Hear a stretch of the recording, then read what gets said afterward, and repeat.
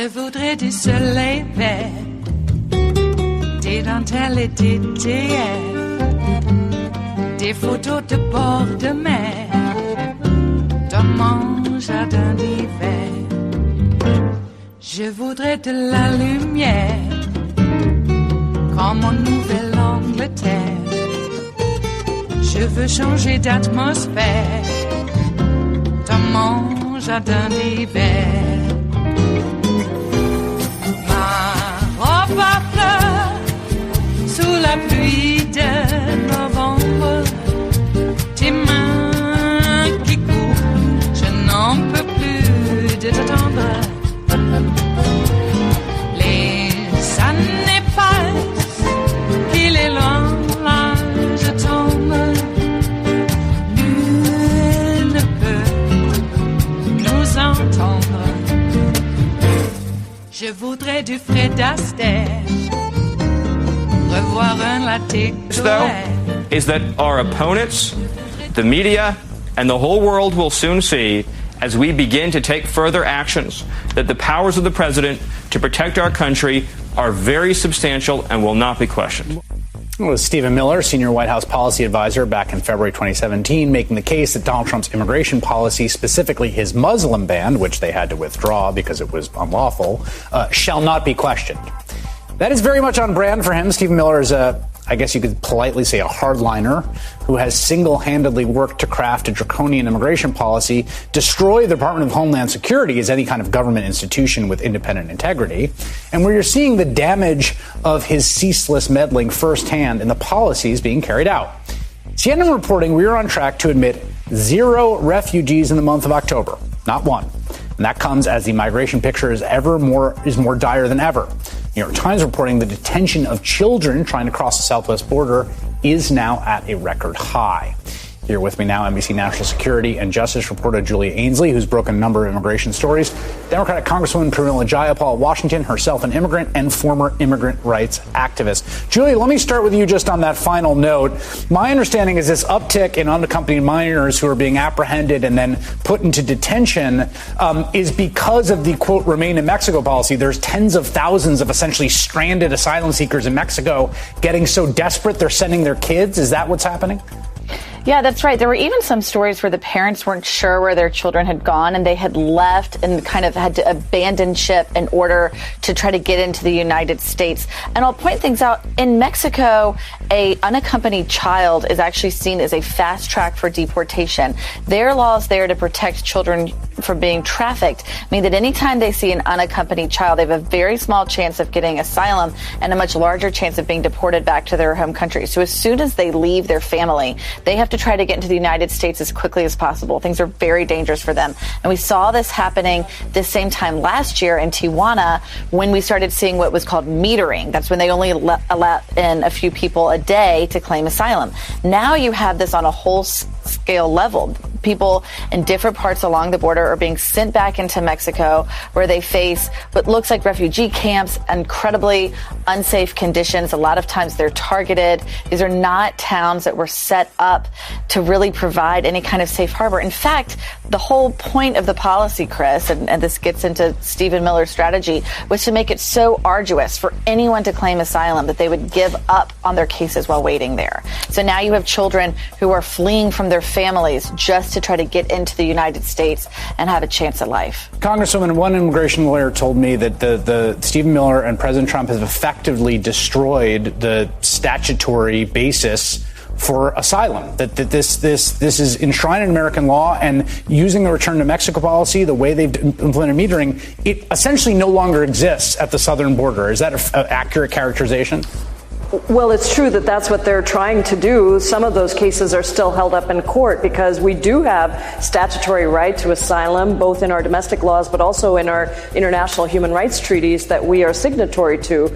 But Julia is right that what they're doing is trying to discourage people over and over again in more and more draconian ways. So first they tried it with family separation. They were actually separating children from their mothers and fathers. You covered that. A lot of people covered that. That is still going on, but in different ways. Then they tried saying, we're going to put a ban on asylum. The court said, no, you can't do that. They have cut refugee admissions to 18,000, by the way, from 110,000. So they're effectively trying to eliminate every legal way that people have to seek refuge in the United States. I want to follow up on that. I'll come back to you, Julia. The refugees, there's two ways to come in, right? If you're fleeing oppression or some tyranny, right? You can come and declare yourself an asylum seeker at the border, and they say, no, that's chaotic and it's dangerous. You can't do that. And then you could do it through the refugee process, which is very well vetted, extremely orderly. You apply from abroad.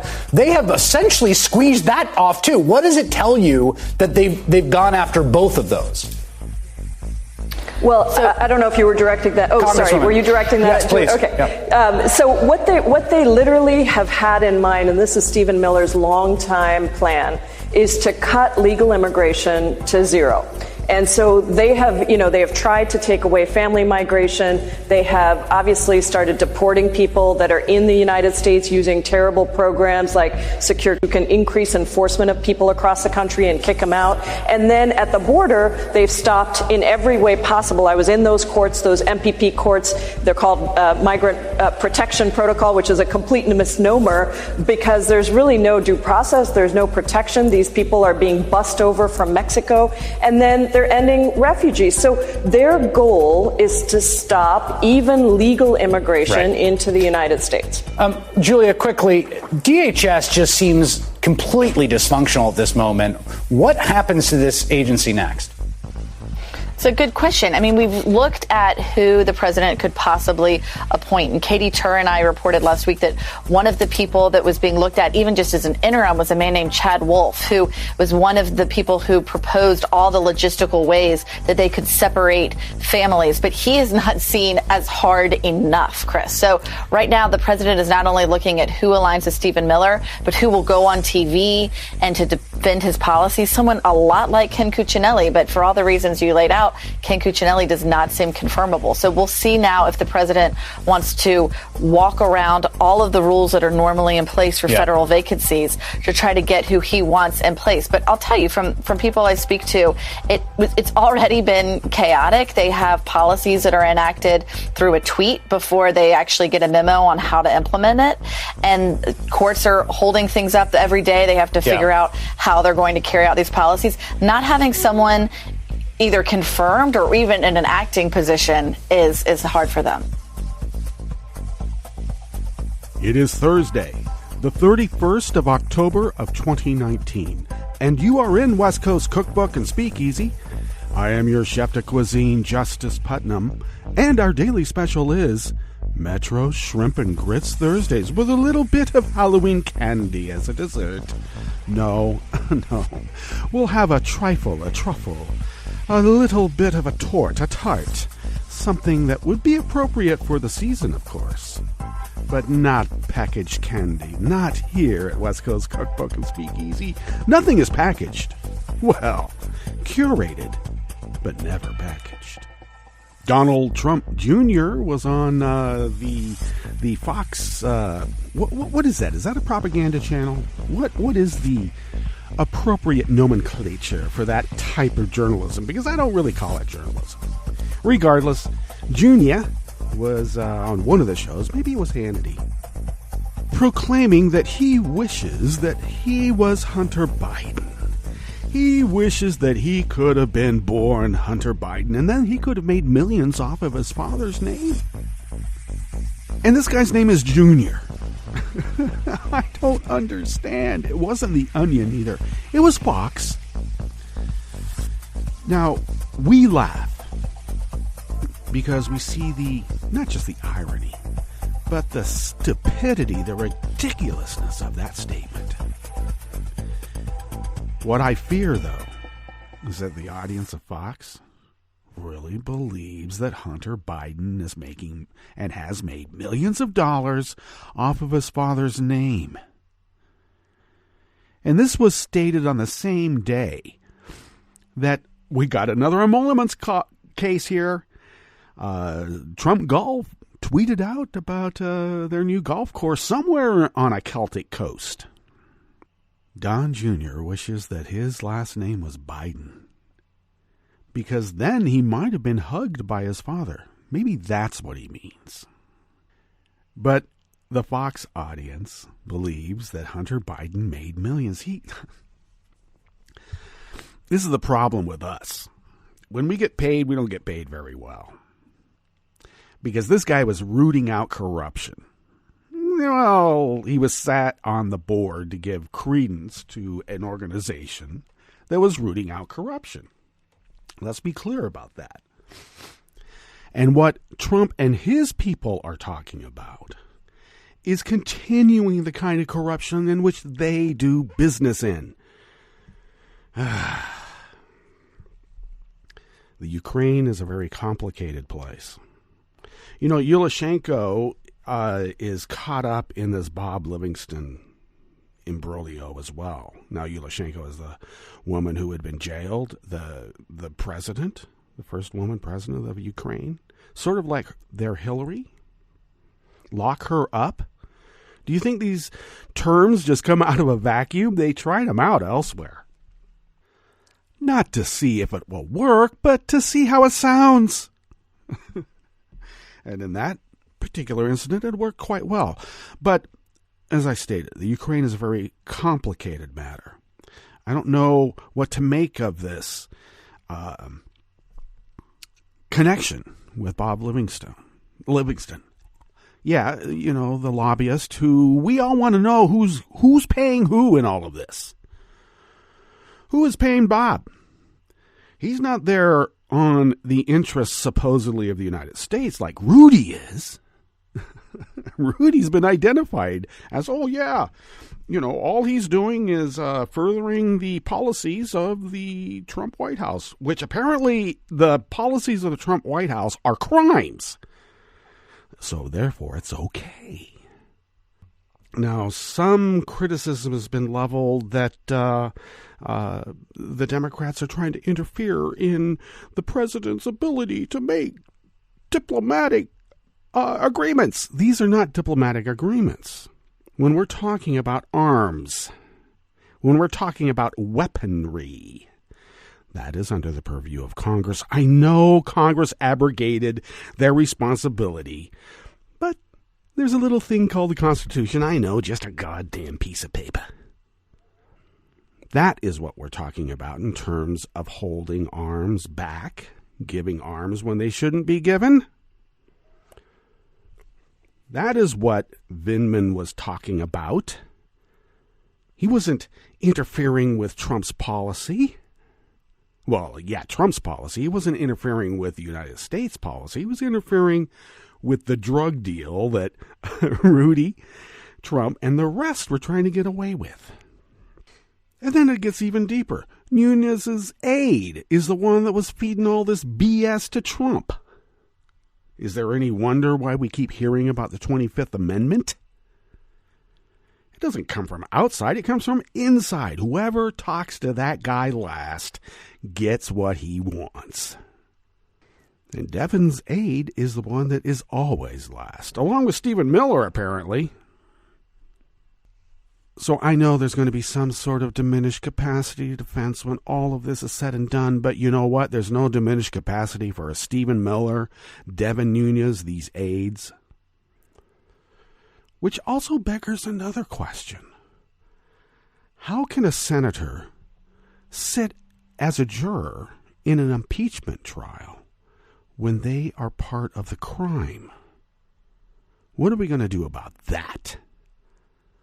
Do you expect Mitch McConnell to do anything about it? Mitch McConnell is part of the crime. Getting out in vast amounts of numbers to vote would be a good idea. Except, did you hear, what is it, Georgia? Is it North Carolina? One of these southern states is conducting a purge of almost 360,000 voters. We're going to just kick them off the rolls right before voting. They're being sued, but they're doing it. If people don't respond to this caging letter, they're kicked off the rolls. Sunlight is always the best antiseptic. always. What's on the rest of the menu here in the Bistro Cafe of West Coast Cookbook and Speakeasy? Metro Shrimp and Grits Thursdays. Of course, it comes as no surprise that Stephen Miller is the force behind the record number of migrant refugee children separated from their parents and held in, and let's not forget this, for-profit detention centers at the border. I call them icebox baby gulags. On the rest of the menu, economic growth has stalled and Trump's trade war is to blame. Big Corn and Big Oil both blasted the Trump biofuel plan at a public hearing hosted by the EPA. And outrage over the deaths of 36 horses at Santa Anita Park since December is not enough to keep Kentucky's Churchill Downs and Mitch McConnell from blocking a bipartisan race day anti-doping bill. After the break, we move to the chef's table where Australian police have frozen over a half-dozen multi-million-dollar properties in a money laundering scheme by Chinese mobsters. And fire has destroyed the 500-year-old Shuri Castle, a World Heritage Site on Japan's southern island of Okinawa, with its main hall reduced to a skeleton. All that and more on West Coast Cookbook and Speakeasy. Bon appetit.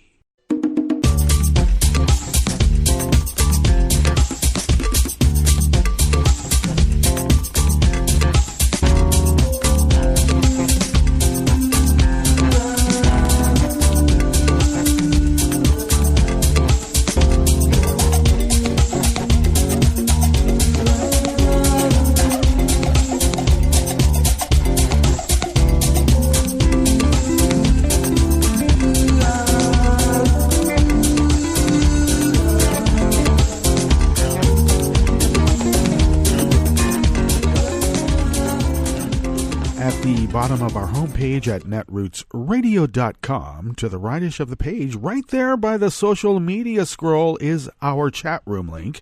And that link and chat room is monitored by Kelly Lincoln. Thank you, Kelly, for doing so. To the leftish of the chat room link at the bottom of our homepage at netrootsradio.com is the link to our Patreon page.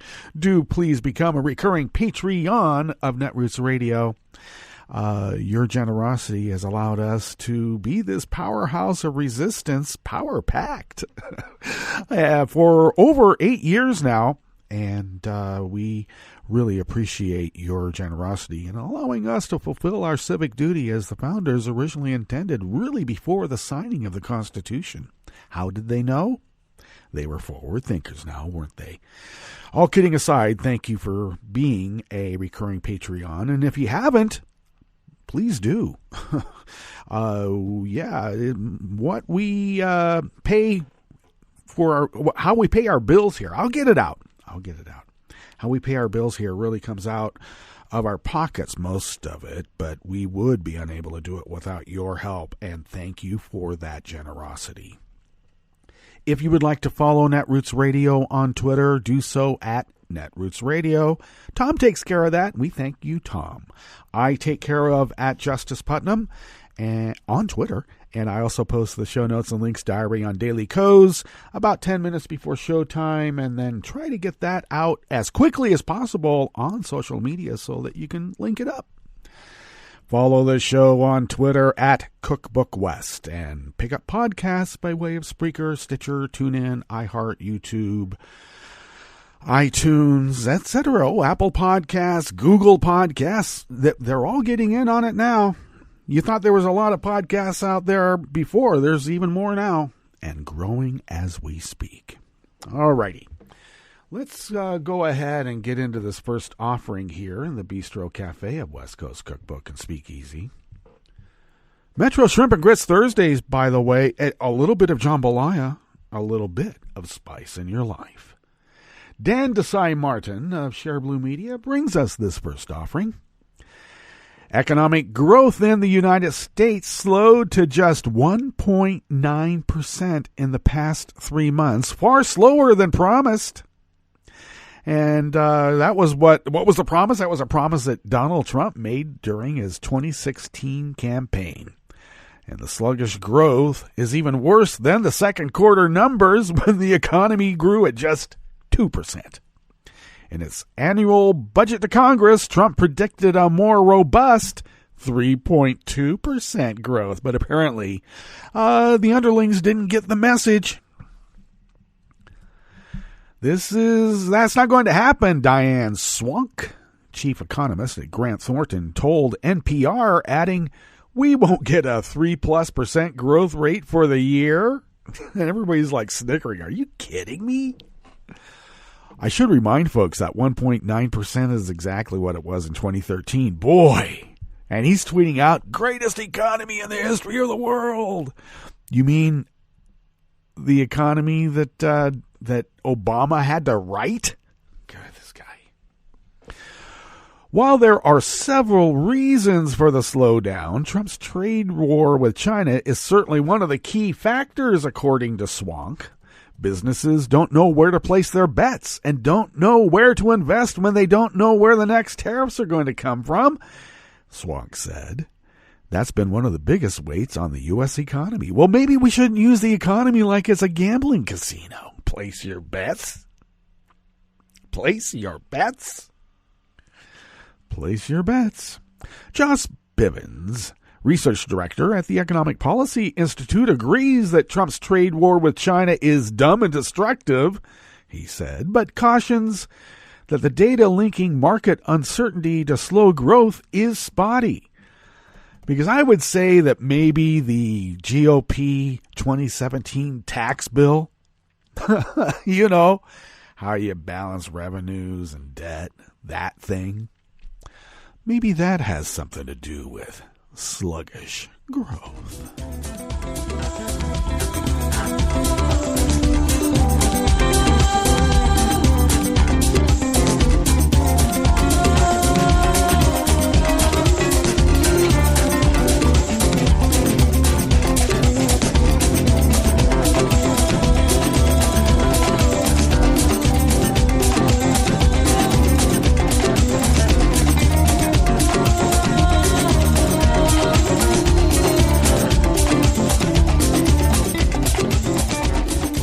Mark Weinrob of Reuters brings us this next offering here on the Bistro Cafe at West Coast Cookbook and Speakeasy, Metro Shrimp and Grits Thursdays. Corn farmers, ethanol producers, refinery representatives, energy traders, and state and local officials from the Midwest all blasted away at the Trump administration's proposed biofuels plan for next year during a public hearing on Wednesday yesterday hosted by the Environmental Protection Agency. The hearing in Ann Arbor, Michigan marks the second public meeting on the topic in as many days. Airing the grievances of the opposing oil and corn constituencies, Donald Trump has been working to win over ahead of next year's election. At issue is a proposal unveiled this month by Trump's EPA that would increase the amount of corn-based ethanol some oil refineries must blend next year to make up for volumes the agency expects to waive under its small refinery exemption program. If you're trying to get the last bit of whale oil from the last whale in the ocean, you got to get a leg up now, don't you? The proposal was meant to please farmers while securing a program the oil industry says is crucial to the survival of small oil refining facilities. It has instead drawn criticism from both sides. Well, of course. When you're making up arbitrary stuff because you're the decider? Is he the decider? The corn industry says it does not go far enough to help ailing biofuel producers already suffering from the impacts of the U.S. trade war with China. It is not hard to understand why there is a growing sense of frustration in the heartland, said Iowa Agriculture Secretary Mike Naig. And the oil industry complains the proposal is unfair to refineries that must do more blending. Oh, we have to blend. Oh, we got to blend. Just being in that industry for a while, I should say that blending ethanol into oil is not an easy process. There's a lot of, the emulsification that takes place, and you got air bubbles, and you got to knock water out because corn has a bit more water than oftentimes what's drawn out of the ground. So you got to knock that out, and that takes a little bit of time because, they got to throw a silicate, a glassy substance that's heavier than all of it to force the water to the bottom of the tank so they can bleed that off. So it takes a little bit of time. The EPA is seeking to finalize the proposal ahead of an end November deadline to set 2020 blending requirements.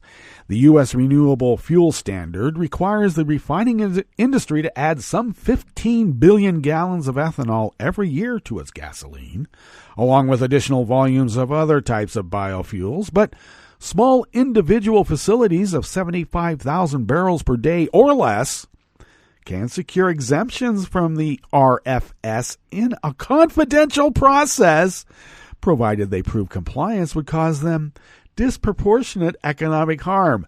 Well, I know from working in the industry, what they do is instead of having a gigantic refinery processing these components and blending them, you put them in a tank farm. And what's a tank farm? Yeah, it's a farm of tanks that produces about 60,000 barrels a day.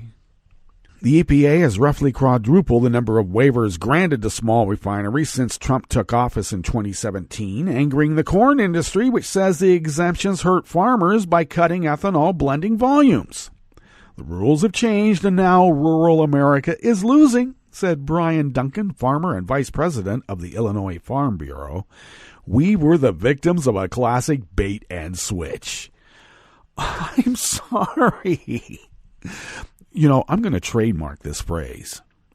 I told you so.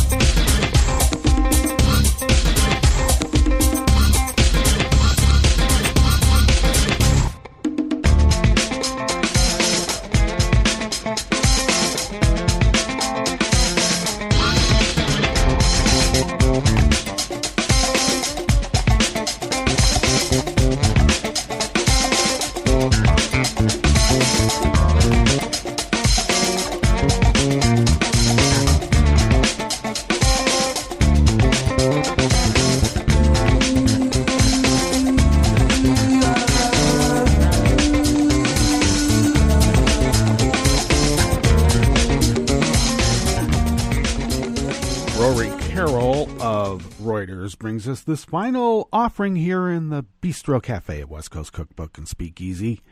Outrage over the deaths of 36 horses at Santa Anita Park in Southern California since December has given a boost to federal legislation aimed at stopping drug abuse in the sport. But the bipartisan bill, which would end the use of drugs on race day, just race day, and establish a national anti-doping authority, faces a formidable foe in Churchill Downs, home of the Kentucky Derby. The Horse Racing Integrity Act has the support of much of the industry, as well as leading animal welfare groups, but the historic racetrack has been steadfast in its opposition. Senate Majority Leader Mitch McConnell represents Kentucky, which could make getting the bill across the finish line a challenge. A spokesperson for McConnell said he has not yet stated his position on the legislation because he doesn't know who's going to pay him more first. Well, we have an idea. Our side doesn't bribe people. Well, if they do, they're going to jail. But I don't really know of many animal welfare groups that have the resources in which to do the bribing now, do we? The legislative process starts in the House, and we are making a lot of progress there, Jim Gagliano, president of the Jockey Club, told Reuters. And his group is backing the measure. We're galloping right now, and I expect that we'll have a hearing and a vote, he said, of the bill, which is up to 191 co-sponsors in the House, 27 shy of a majority in that chamber. For the first time, a companion bill has been introduced in the Senate, which also has bipartisan support. However, Churchill Downs CEO Bill Castingen said in a statement to Reuters that the company had serious concerns about the bill. It did not think federal legislation was practical, reasonable, or imminent. Wait a second, we're talking about drugging horses to win a race that gamblers bet on. Despite being synonymous with horse racing in the United States, Churchill Downs is not really a horse racing company, said Sean Smelly, executive director of the Coalition for Horse Racing Integrity, which is lobbying for the bill. They are more of a casino and gambling company, and anything that may remotely smell of additional costs or regulation, they are not interested in, because if you're a gambling company, you know that unless you're Donald Trump, no one beats the House. No one. The bill would empower the United States Anti-Doping Agency, which also oversees the testing of U.S. track and field athletes, and assemble a panel of independent equine experts to develop a banned drug list. And the administration of the new system would be funded by the industry. How dare they cause more cost to an industry in which gamblers get to bet on drugged-up horses? Okay, let's get to our break. And when we get back from that break, we're going to go through weather from around the world, and we are going to finish up with the stories that we have curated for you today. You are listening to West Coast Cookbook and Speakeasy, and we will be right back. You are listening to netrootsradio.com. Please hang up and try again.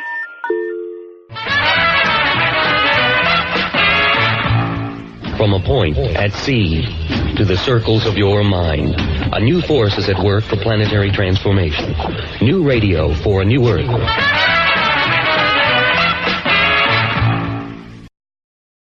This is Take Two Movie Review. I'm Mike Friend. This week, been there, killed that. Over the past few generations, zombie movies have transformed from semi-serious horror to a subgenre where parodies now prevail. Just since the first Zombieland in 2009, we've seen an explosion of the subgenre, even on the small screen, all of which raises the bar for a successful decade-in-the-making sequel. Also since 2009, the stars of the original, Woody Harrelson, Emma Stone, and Jesse Eisenberg, have become big deals, making their swaggering, unassuming, and probably heavily improvised mastery of their roles a big part of why Zombieland Double Tap works. Another reason would include some fresh characters, including Rosario Dawson as Nevada. Remember, everyone here is named for where they were born, a possible love interest for Tallahassee if the franchise continues, and newcomer Zoe Deutsch as the straight out-of-the-valley Madison. There's really not much plot here. Emma Stone's Wichita gets freaked out when Eisenberg's Columbus proposes to her,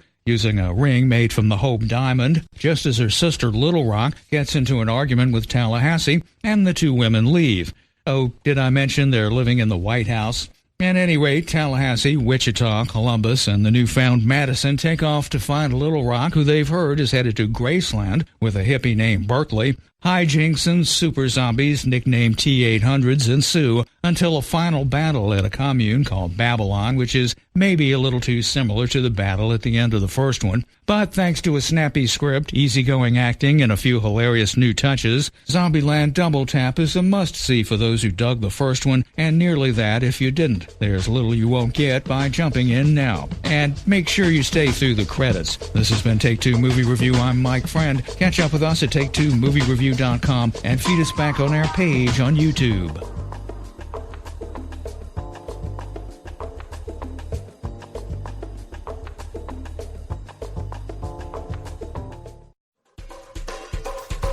This is Scientific American's 60-Second Science. I'm Suzanne Bard. Tardigrades are some of nature's toughest animals. Also known as water bears, the tiny creatures can withstand extreme conditions, like boiling hot temperatures, long periods of dehydration, and even oxygen deprivation. One of the really cool things about tardigrades is that you can shoot them in outer space, and they can survive the vacuum and radiation of low Earth orbit.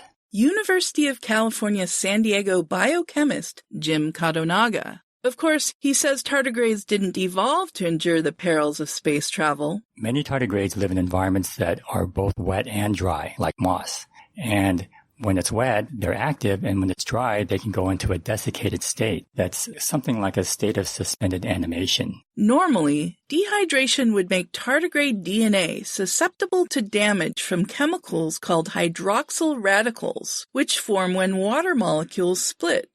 They also form when DNA is exposed to radiation. But Kato Naga suspected that a protein found only in tardigrades, called DSEP, might protect their DNA under both conditions. DSEP stands for Damage Suppressor Protein. And the remarkable thing about this DSEP protein is that when you put it into human cells in the laboratory, it makes those cells more resistant to X-ray radiation. Kato Naga's team, led by then undergraduate student Carolina Chavez, studied how DSEP protects DNA in cells. They found that it binds to chromatin, the compact structure that allows long molecules of DNA to ball up and fit into a tiny cell. The researchers think DSEP acts as a sort of chromatin insulator, shielding DNA from attack by hydroxyl radicals. They conclude that the protein is likely the key to the tardigrade's extreme hardiness in conditions that would prove lethal to most other organisms. The study appears in the journal eLife. Kato Naga says understanding the tardigrade's secret weapon may also inform biotechnology and pharmaceutical research. And so now that we know how DSEP works, we might be able to use that knowledge to make designer versions of DSEP that can be used to potentially make cells more durable or longer lived. Thanks for listening. For Scientific American's 60-Second Science, I'm Suzanne Bard. This program is presented by the Centers for Disease Control and Prevention. For an expectant mother, taking care of her developing baby means taking good care of herself. One way she can do this is by ensuring she gets vaccinated. If a woman is or might be pregnant during flu season, it's especially important to get her annual flu shot, preferably before the end of October.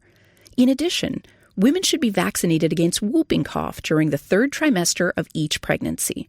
Failure to get vaccinated places both mother and baby at increased risk for serious complications of these infections, including hospitalization and even death.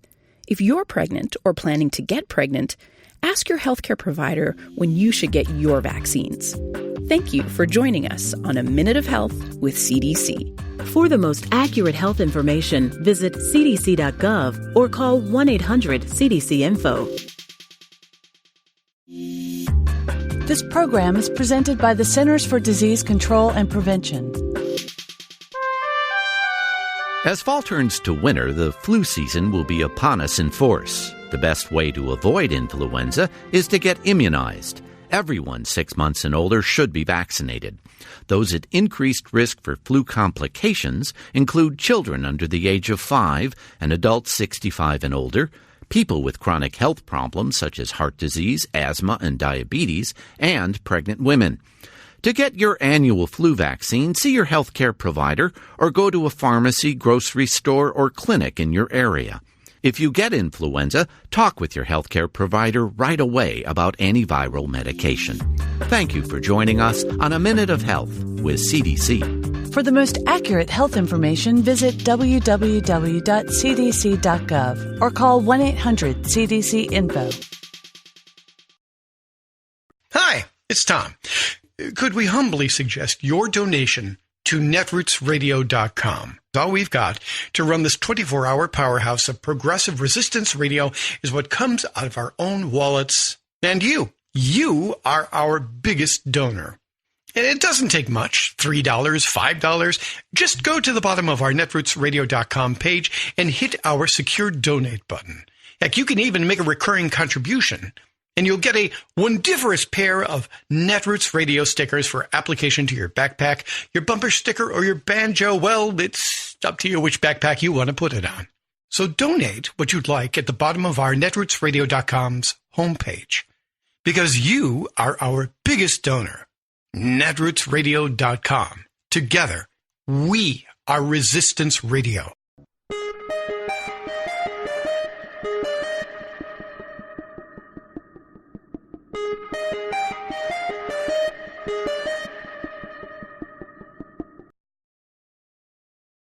Can gangs run prisons? I'm Bill Newman, and this is the Civil Liberties Minute.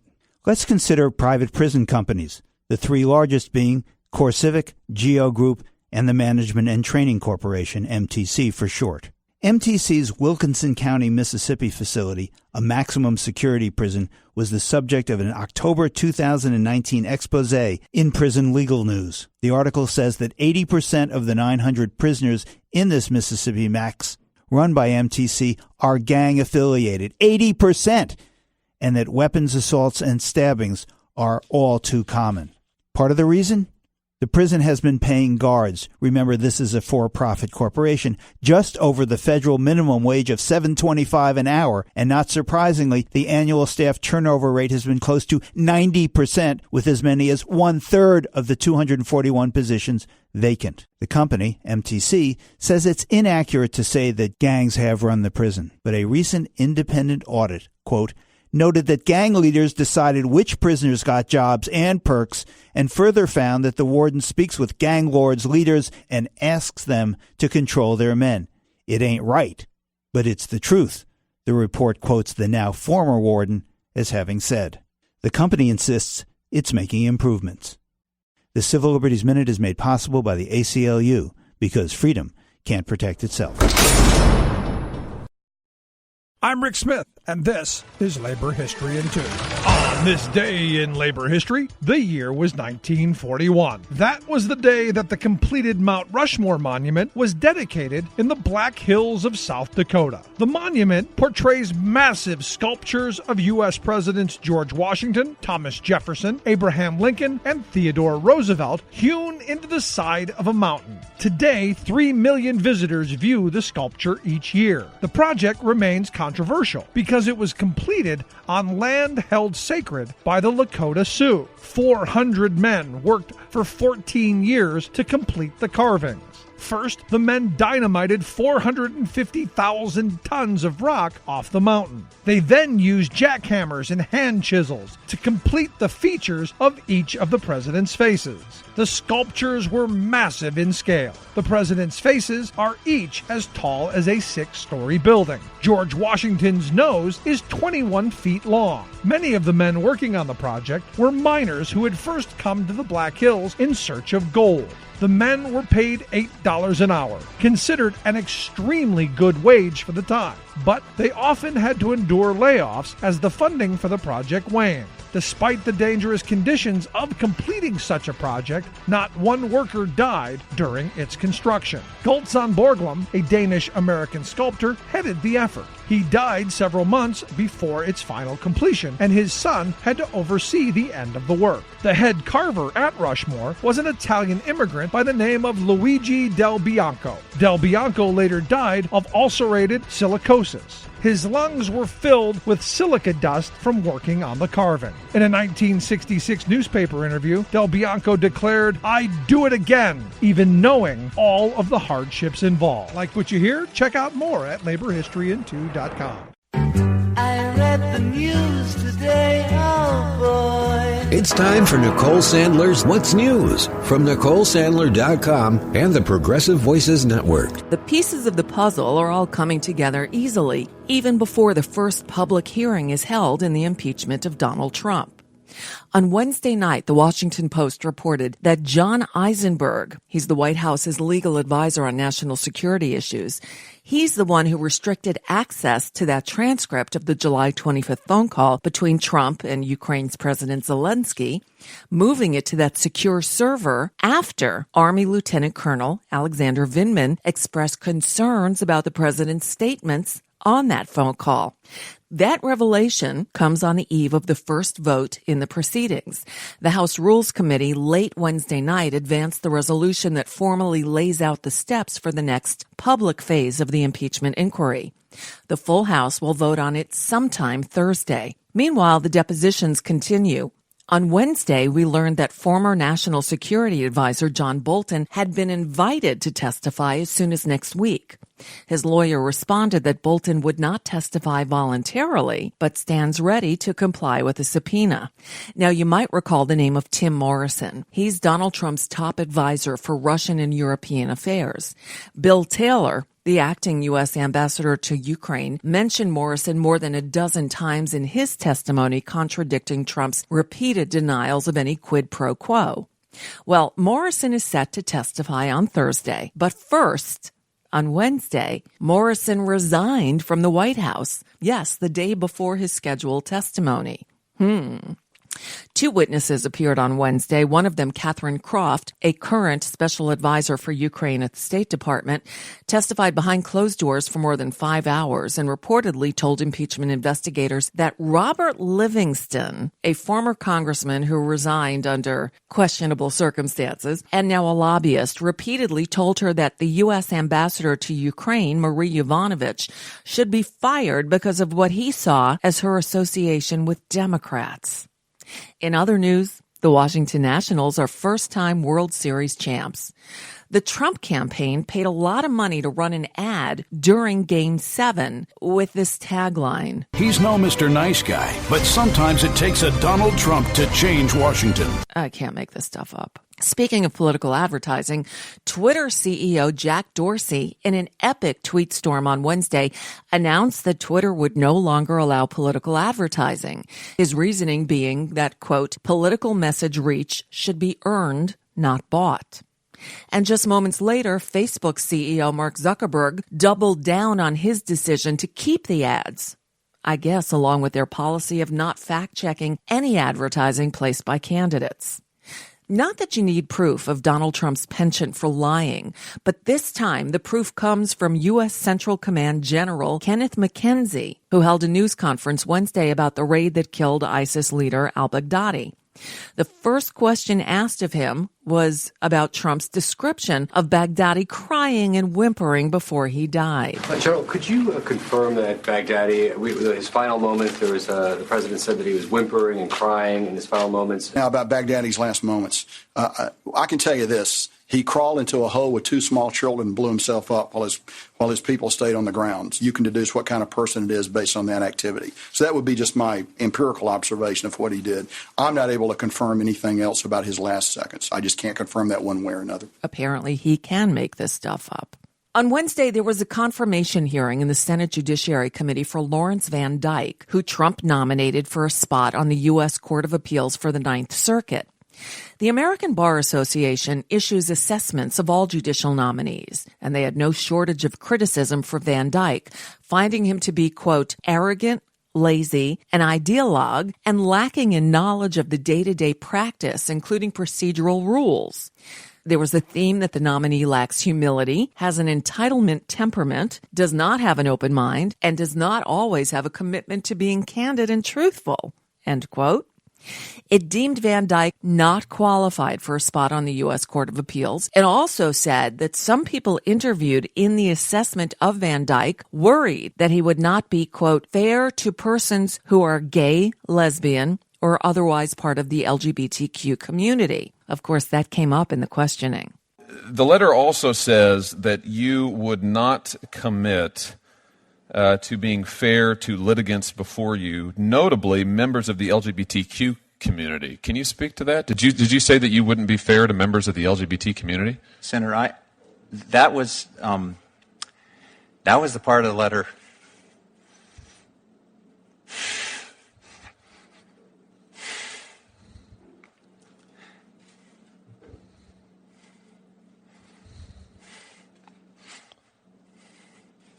I did not say that.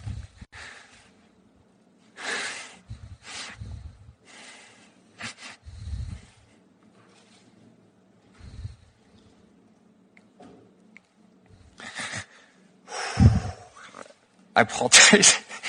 It's all right.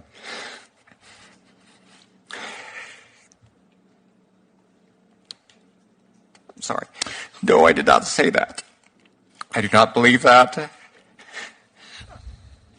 It is a fundamental belief of mine that all people are created in the image of God.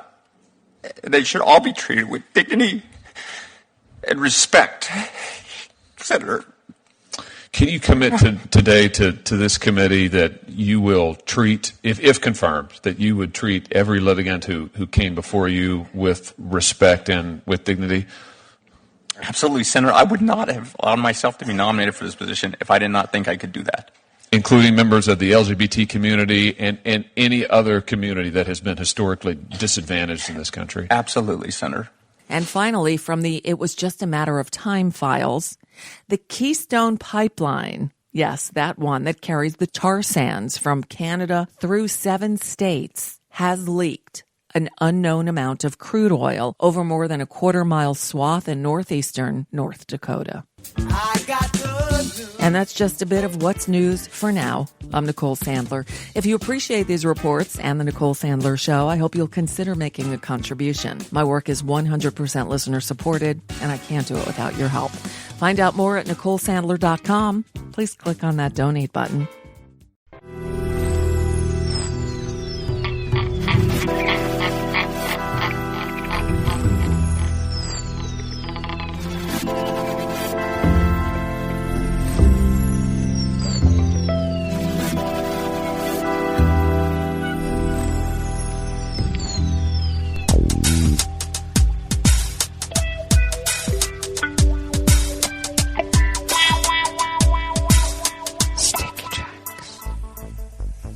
Thank you for accompanying us here to the Chef's Table at West Coast Cookbook and Speakeasy, Metro's Shrimp and Grits Thursdays. We always begin weather from around the world along the banks of the Rogue River, in the Rogue River Valley of Southern Oregon on the west coast of the continental United States of America, where it is currently 28 degrees Fahrenheit, expected a high of nearly the same as yesterday, about 63, 64 degrees, maybe a little chillier than that. Overnight lows are not supposed to be as cold as they have been, expected somewhere around the low 40s, upper 30s. Daytime high tomorrow, Friday, is 70 degrees. Oh, for tonight, folks, bundle up your kids and make sure they have reflective clothing on, too, because there's just not that much moon. There's some, but you need a lot more to let your kids, be reflected. So, they can come home and eat their candy. Okay, pollen is rated at none. The air quality index is in the good range at 27 parts per million. And that daytime UV index for the first time has dipped into the low range at 2. Barometric pressure is holding steady at 30.33 inches. Visibility is up to 10 miles and relative humidity is at 48%. Weather from around the world is brought to you by people's personal weather stations that they purchased. These people planted these purchased personal weather stations somewhere on their property, and these people positively live around the world. Okay, let's see. London. There you are. London is 54 and partly cloudy. Paris is 55 and cloudy. Rome is 70 degrees and partly cloudy, and they have another lightning and thunderstorm watch in the end of November, Halloween. Kiev is 36 and fair. Kabul is 58 and cloudy. Hong Kong is 74 degrees and fair. Tokyo is 60 degrees and clear. Sydney, Australia is 68 and clear. San Francisco, California is 50 degrees and clear. And New York, New York is 67 degrees Fahrenheit and cloudy. And that is weather from around the world, brought to you by people's personal weather stations that they purchased. These people planted these purchased personal weather stations somewhere on their property, and these people positively live around the world.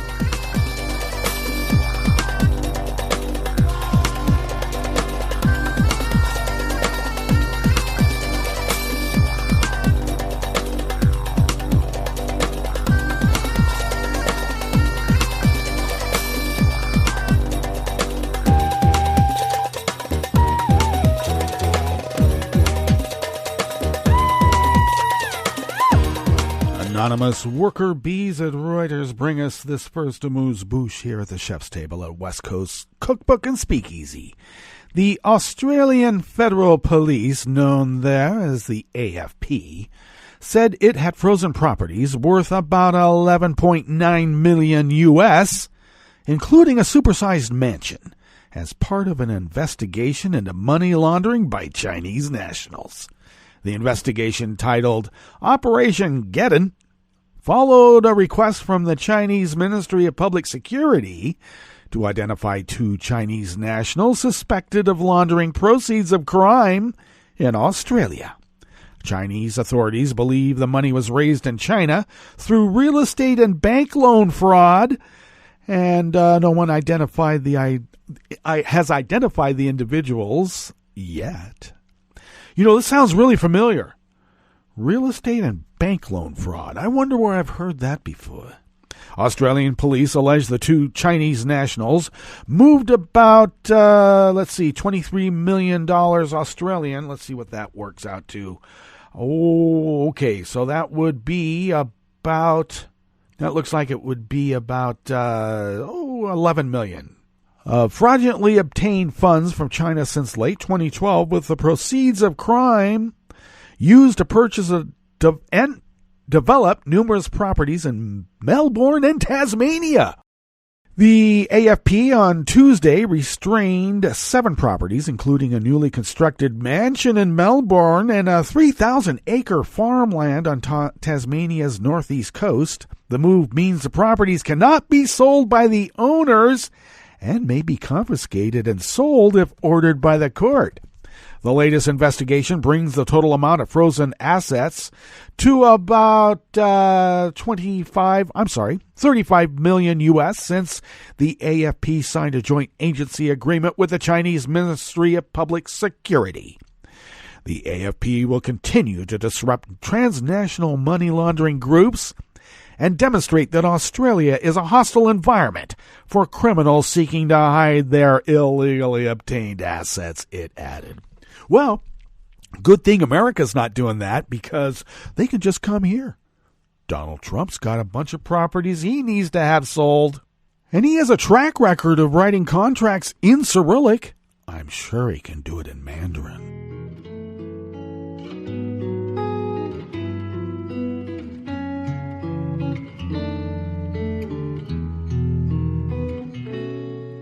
Je te donne c'est mon amour pour la vie entière. La promesse de me trouver à tes genoux. Aussitôt que tu m'appelles, rester toujours fidèle. C'est tout, c'est tout. Je te donne tous mes printemps, mes étés de mer. Mes automnes, quand les feuilles tombent partout. Si ce n'est pas une bonne affaire, je te donne tous mes hivers, c'est tout. Even more anonymous worker bees at Reuters bring us this final amuse-bouche here at the chef's table at West Coast Cookbook and Speakeasy. Well, this really tugs at my heart because the Shuri Castle, to me, is high art. Not just a cultural and a heritage site, but art. And I hate when art is destroyed, and we'll find out how this happened. A fire tore through World Heritage-listed Shuri Castle in Japan's southern island of Okinawa, reducing the main hall of the more than 500-year-old landmark to a charred skeleton, just in time for Halloween. The wooden castle, once a palace and cultural heart of the Ryukyu kingdom, which flourished from the 15th to the 19th century, burned for around 12 hours until firefighters brought it under control in the afternoon, which would have been, just yesterday, yes. The castle has been damaged by fire and rebuilt several times. It was last destroyed during World War II, and its restoration was a symbol of recovery for Okinawa. My heart is full of pain and a feeling of indescribable loss, said Okinawa Governor Denny Tamaki. Television showed local residents and tourists, some praying and in tears, watching as smoke billowed from the remains of the once bright red castle. All right, that brings us to the end of our broadcast period for the day. But you do know that Netroots Radio is going to broadcast on, and we're going to meet up tomorrow for Blue Moon Spirits Fridays, because we are all night hawks in the diner of life. So do stay tuned to Netroots Radio all day and all night for all the breaking news as it breaks. And we'll meet up here tomorrow, right here, in West Coast Cookbook and Speakeasy. Bon appetit.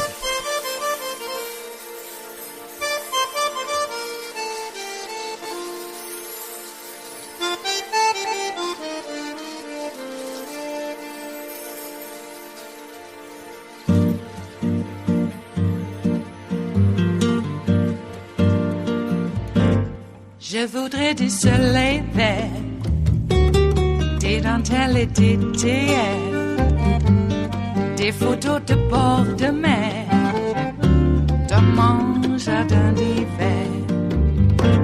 Je voudrais de la lumière, comme en Nouvelle-Angleterre.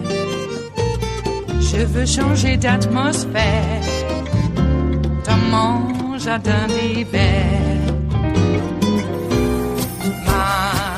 Ma fleur sous la pluie de novembre, tes mains qui courent, je n'en peux plus de t'attendre. Les années passent, il est loin, là je tombe. Nul ne peut nous entendre. Je voudrais du Fred Astaire, revoir un latte Goël. Je voudrais toujours te plaire dans mon jardin d'hiver. Je veux déjeuner par terre, comme au long de golfe clair, t'embrasser les yeux ouverts dans mon jardin d'hiver.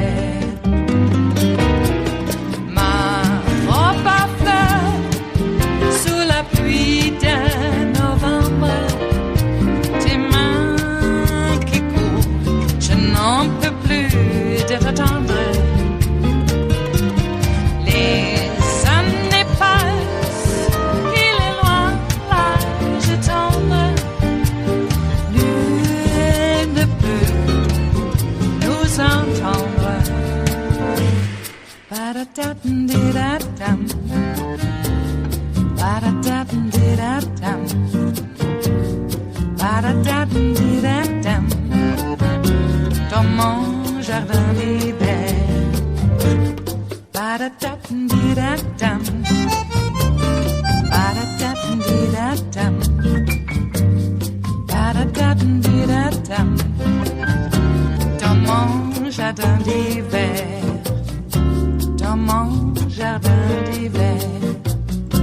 Dans mon jardin d'hiver.